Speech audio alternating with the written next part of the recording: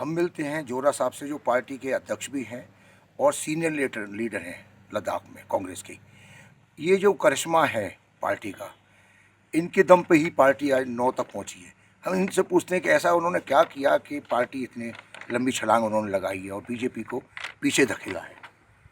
देखिए, कांग्रेस पार्टी को यहाँ लद्दाख के लोगों के दिल और दिमाग से बाहर नहीं निकाल सकते। आपने देखा है जी। ज़रूरत था हम लोगों को थोड़ा एक्टिव होने का। जी। इसमें थोड़ा मेरा भी गलती है। पिछली 3-4 साल में थोड़ा इनएक्टिव रहा तो हमारे वर्कर्स भी थोड़ा डिले हो गए थे। इस इलेक्शन में चैलेंज बहुत ज़बरदस्त था, तो हम लोगों ने कोशिश की पूरा जोर लगाने का। नतीजा ठीक ही रहा है। हमारा उम्मीद इससे ज़्यादा था, लेकिन हर बार आप उम्मीद पे नहीं उतर सकते। फिर भी लोगों का शुक्रिया करना चाहूँगा, धन्यवाद देना चाहूँगा। कांग्रेस पार्टी में लोगों ने दोबारा अपना ट्रस्ट रिपोज किया।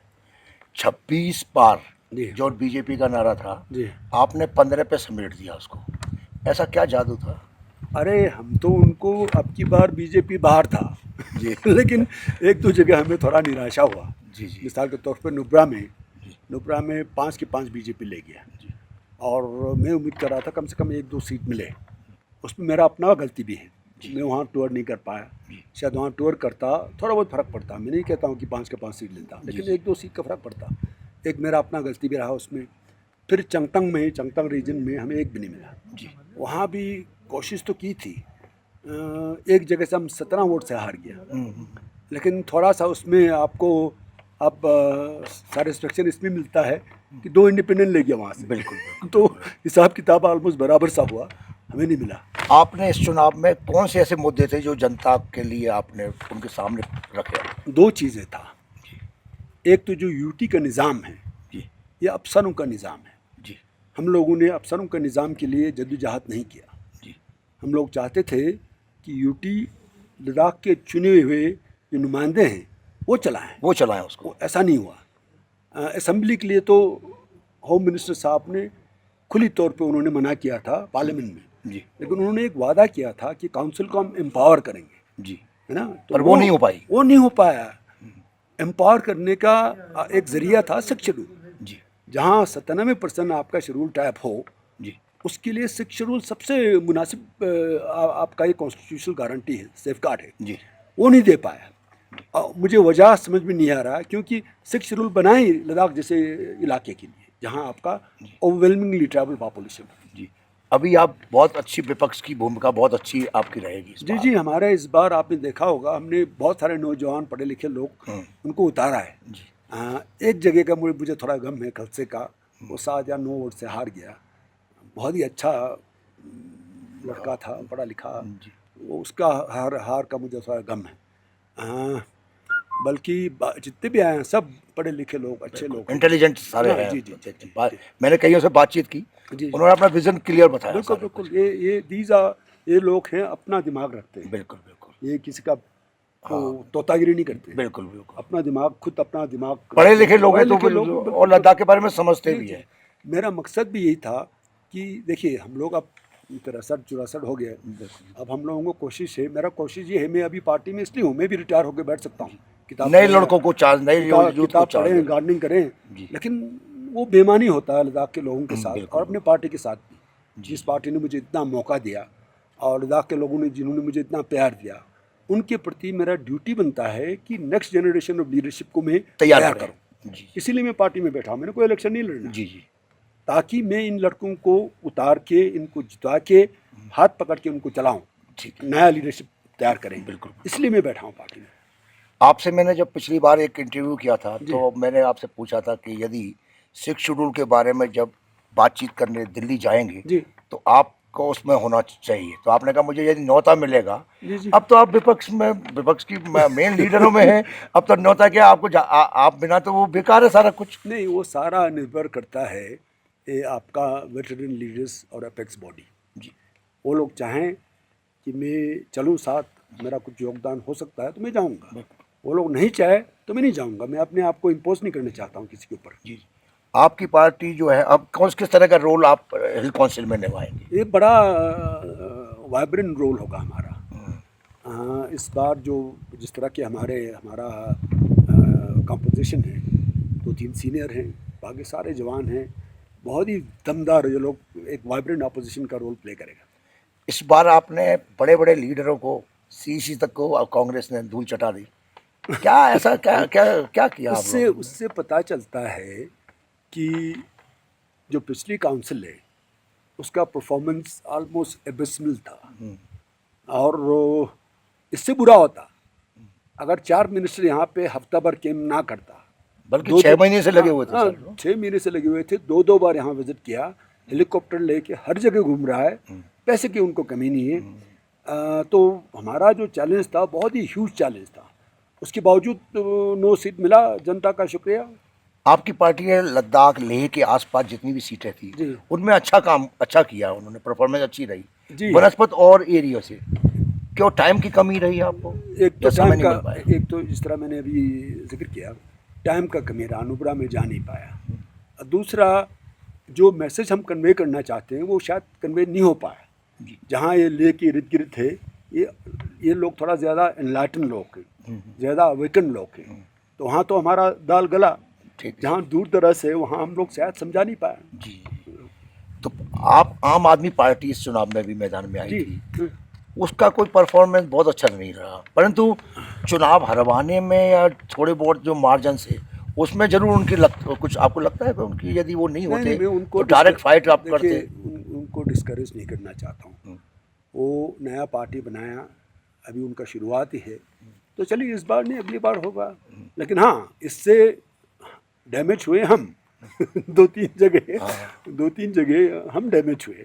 लेकिन सियासत में चलता है, हम ये नहीं कह सकते कि क्यों आया, उनका मर्जी, लोग चाहें। अब आपका विकास का जो रोड मैप होगा आने जी। वाले टाइम में, क्या किस तरह की यहाँ से जो मेन प्रॉब्लम एक दो आप बताएं कि क्या होना चाहिए उसमें? सबसे ज़रूरी है आपका एजुकेशन। जी एजुकेशन में हम लोगों को पंडित और पारसी लोगों से सबक लेना चाहिए। जी पंडित पे कम पॉपुलेशन है, जी। उनका एजुकेशन उनके कल्चर में है, हाँ, शुरू से है। और जिस तरह पंडित लोग कर रहे हैं, एक मिसाल है लद्दाखियों के लिए, उस तरह पारसी लोग, उनका भी उनका कल्चर रहा है एजुकेशन पे जोर एजुकेशन, डालना। बिल्कुल। और जहाँ आप देखेंगे वो लोग अपने ज़िंदगी में जहाँ जहाँ भी हो सक्सेसफुल लोग हैं।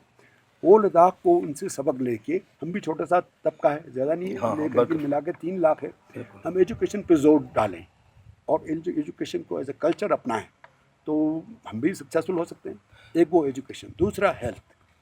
आपका एजुकेशन हो लेकिन आप सेहतमंद ना हो तो बेकार फिर है। अब बेकार है। तो हेल्थ के ऊपर, हेल्थ में मैं ये कहना चाहूँगा, यहाँ के जितने भी डॉक्टर्स हैं, पैरामेडिक्स हैं, उन सबको मैं शुक्रिया कहना चाहूँगा। देखिए, लद्दाख के जो लोग हैं उनका जो कमिटमेंट है, उनका जो सिंसेरिटी है, तारीफ़ है, काबिल तारीफ़। बिल्कुल।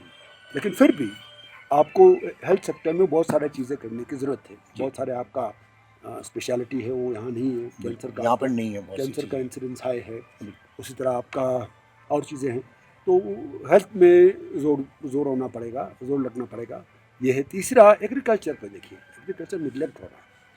एग्रीकल्चर अभी रिम्यूनरेटिव नहीं रहा, लोग छोड़ रहे हैं, लेकिन उसको बनाना होगा, उसको दोबारा से वर्थवाल बनाना हमें होगा। दोबारा उसी पे आना पड़ेगा हाँ, जिस तो पे हमारा उसमें बेसिक है। उसमें आपको वैल्यू एडिशन करना पड़ेगा। उसमें चलो इन लोगों ने ऑर्गेनिक की तरफ कदम बढ़ाया है, लेकिन वो सिर्फ ग्रीन हाउस देने से नहीं होगा। बिल्कुल, एक टेक्नोलॉजी आने की जरूरत है। बिल्कुल, उसमें आपको एग्रीकल्चर को सस्टेनेबल बनाना पड़ेगा, न सिर्फ सस्टेनेबल बल्कि रिम्यूनरेटिव बनाना पड़ेगा, उससे लोगों का आमदनी बढ़े। जी, 6 शेड्यूल आपने ही मुद्दा उठाया था यहाँ पे, स्टार्टिंग करने वाले आप थे, बाद में वो काफिला बढ़ता चला गया। और इसका फायदा इस चुनाव में आपको मिला? थोड़ा बहुत मिला, लेकिन बाद में जब बीजेपी वादा करता गया तो फिर हमारा वो थोड़ा ब्लंट हो गया। हाँ, जो फोकस था। जी, हमारा लोग मिसगाइड हुए उसमें। फिर अब यहाँ के मिनिस्टर आके उन्होंने एश्योरेंस दिया, तो जोरा को एश्योरेंस को ज़्यादा मानेगा कि मिनिस्टर के एश्योरेंस को ज़्यादा मानेगा। वो लोग कम मन में हैं, तो आखिरी दिनों में वो ब्लंट हुआ। स्पेशली जब एमओएस रेड्डी आके उन्होंने कहा कि हम 6 शेड्यूल दे रहे हैं, हम 6 शेड्यूल दे रहे हैं, तो उससे थोड़ा बहुत ब्लंट हुआ।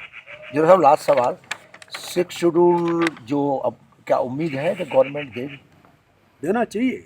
देखिए, नहीं दिया तो गवर्नमेंट ऑफ इंडिया एक ब्लंडर कर रहा होगा। ये ऐसा आपका सेंसिटिव बोरा एरिया है जहाँ के लोग हमेशा आपका नेशनलिस्ट और पेट्रियट्स रहे। हाँ, साथ हमेशा साथ में खड़े हुए हैं। अब देखिए, बॉर्डर पे आप फोर्स तैनात कर सकते हैं, वो लोग अपना तोप और बंदूक लेके डिफेंड करते हैं, लेकिन सही माने में बॉर्डर सिक्योरिटी तब माना जाएगा जब वहाँ पे रहने वाले लोग हैं बॉर्डर उनके साथ जुड़े, वो इत्मीनान हो, बिल्कुल, वो खुश रहे, बिल्कुल, उनकी उम्मीदों पे खड़ा उतरे। जी तो गवर्नमेंट ऑफ इंडिया को मेरा तो ये नसीहत होगा, लोगों के उमंगों पे खड़ा उतरे। नहीं होगा तो देखिए आगे जाके क्या होगा हम नहीं कह सकते। बिल्कुल, आगे जाके बीजेपी पार्टी तो डैमेज हो गया होगा, बिल्कुल, कहीं देश की नुकसान नुकसान ना हो। बिल्कुल, इसलिए गवर्नमेंट ऑफ इंडिया को जिद नहीं करना चाहिए। हमारा एमपी साहब कह रहा था कि भाई, मुझे नहीं कहा, पिंटू साहब को बोला, वो एक्स मिनिस्टर को, उन्होंने ये कहा कि गवर्नमेंट ऑफ इंडिया 6 शेड्यूल के लिए राजी नहीं हो रहा, क्योंकि वो कहते हैं जहाँ आपका 6 शेड्यूल वहाँ मिलिटेंसी बढ़ा है। मेरे समझ में नहीं आ रहा, 6 शेड्यूल आपको मिलिटेंसी को कंटेन करने के लिए नहीं है। जी जी, 6 शेड्यूल को तो वहाँ के लोगों के लिए है, प्राइमरीली जो ट्राइबल्स है उनके डिस्टिंक्टिव आइडेंटिटी, बिल्कुल, उसको बरकरार रखने के लिए। दूसरा, उनका लैंड है, वो उनसे इंड्यूस करके ना लिया जाए। तीसरा, उनका इकॉनमी, ठीक है, कल्चर है। जी जी। तो मुझे हैरान हुआ इस बात से। मेरे ख्याल में दिल्ली में पता नहीं क्या किस टाइप का थिंकिंग चल रहा है। अब लद्दाख जैसे एरिया जहाँ 97%, मैं रिपीट कर रहा हूँ, 97 ट्राइबल पॉपुलेशन में, वहाँ नहीं देंगे तो कहाँ देंगे? ठीक बात है। और ऐसा नहीं कि और जगह नहीं दे रहे, आपने जो बोडो टेरिटोरियल काउंसिल उसको ज़्यादा एम्पावर किया। बिल्कुल, जब वहाँ 27% ट्राइबल है सिर्फ, आज के दिन बोडोलैंड में जो 27% ही आपका ट्राइबल है, बाकी लोग बस के वहाँ। तो ऐसा हाल ना हो यहाँ पे। देखिए ना, देश हित क्या है? देश हित ये है, बैलेंस होना चाहिए। जहाँ बॉर्डर पर लोग रहते हैं वो खुश रहें, वो इत्मीनान रहे, वो देश के साथ जुड़ा रहे, वो देश क्या कहते हैं, उनमें देशभक्ति बढ़ा रहे। वो तभी हो सकता है जब इनके इंटरेस्ट को आप सेफगार्ड करोगे, उनकी सुरक्षा हो। जब आप उनके इंटरेस्ट को आप प्रोटेक्ट नहीं करेंगे, उससे लोगों को ठेस पहुँचेगी। तो जोरा साहब से आज हमारी बातचीत हुई है, उन्होंने बिल्कुल खुले मन से सारी बातें कही हैं, और उम्मीद करते हैं कि जोरा साहब की भूमिका जो है ना लद्दाख के विकास में महत्वपूर्ण होने वाली है, और अभी तक रही भी है। फोकस न्यूज़ के लिए सुशील शर्मा।